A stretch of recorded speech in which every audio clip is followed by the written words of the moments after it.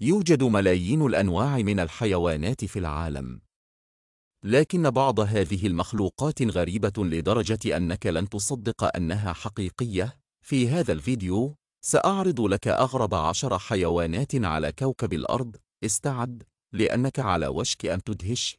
1. الأخطبوط دمبو. هذا الأخطبوط الصغير يشبه شخصية ديزني الشهيرة دمبو. له زعانف تشبه الأذنين ويبدو وكأنه يطير تحت الماء. يعيش في أعماق المحيطات ونادرا ما يرى. 2. خفاش يودا. يشبه إلى حد كبير شخصية يودا من سلسلة حرب النجوم. يبدو لطيفا، غريبا، وغامضا في نفس الوقت. 3. السمكة الشفافة. رأس هذه السمكة شفاف تماما، يمكنك رؤية عينيها من الداخل وهي تنظر إلى الأعلى. تعيش في الأعماق وتبدو وكأنها من فيلم خيال علمي. 4. الأرنب البحري. كائن بحري صغير جدا ويشبه الأرنب بفضل زوائد تشبه الأذنين.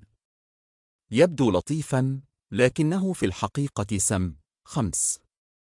الضفدع المشعر. ذكور هذا النوع من الضفادع تخرج منها زوائد تشبه الشعر خلال موسم التزاوج. والأغرب، يمكنه إخراج عظامه للدفاع عن نفسه. 6.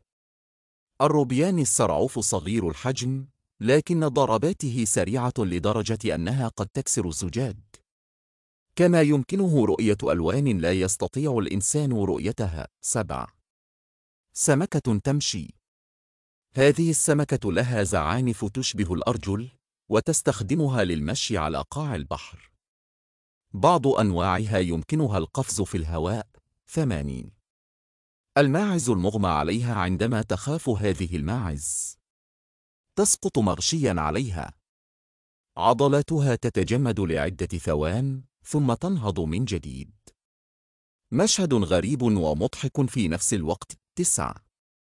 أفعى بذيل العنكبوت. ذيل هذه الأفعى يشبه العنكبوت تماما وتستخدمه لجذب الطيور ثم تنقض عليها. طريقة عبقرية ومخيفة للصيد. 1-0. البطريق الأزرق الصغير. أصغر أنواع البطريق في العالم. طوله فقط 30 سنتيمترا. يخرج ليلاً وصوته عال وغريب. صغير لكن أنيق جدا. ما هو أغرب حيوان برأيك؟ اكتب لنا في التعليقات، ولا تنسى الضغط على زر الإعجاب والاشتراك لمزيد من الغرائب والعجائب. تابعنا لتكتشف المزيد من أسرار العالم.